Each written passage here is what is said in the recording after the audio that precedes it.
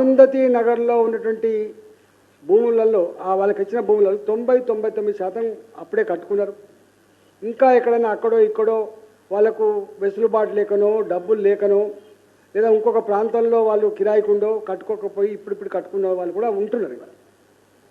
ఇవాళ దాన్ని ఆసరా చేసుకొని మళ్ళీ ఆ కట్టుకుంటున్నటువంటి ఇళ్లను కూలగొట్టుడు, పాత ఇళ్లను కూడా కూలగొట్టుడు, రెవెన్యూ అధికారులకు డబ్బులు ఇస్తే తప్ప ఇవాళ నీ ఇల్లు ఉండదనేటువంటి పరిస్థితి తీసుకొచ్చింది.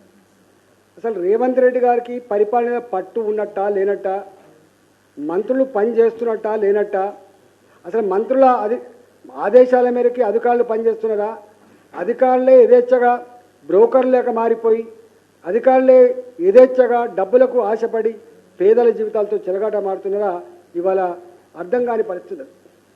ఆ ప్రజలందరూ నిన్నగాక మొన్న నా దగ్గరికి వచ్చింది, ఏడ్చుకుంటూ వచ్చి, అయ్యా ఇది అరుంధతి నగర్, మా దగ్గర ఇన్ని కాగితాలు ఉన్నాయి, మధ్యలో కేసీఆర్ వచ్చినప్పుడు కూడా కొంతమంది జీవో నంబర్ 58, 59 కింద మేము కొంత చేసుకున్నాం, మాయంబడి పడ్డారు, మావుసులు తీసుకుంటారని చెప్పి వాళ్ళు వచ్చి ఏడిస్తే నేను పోయినా.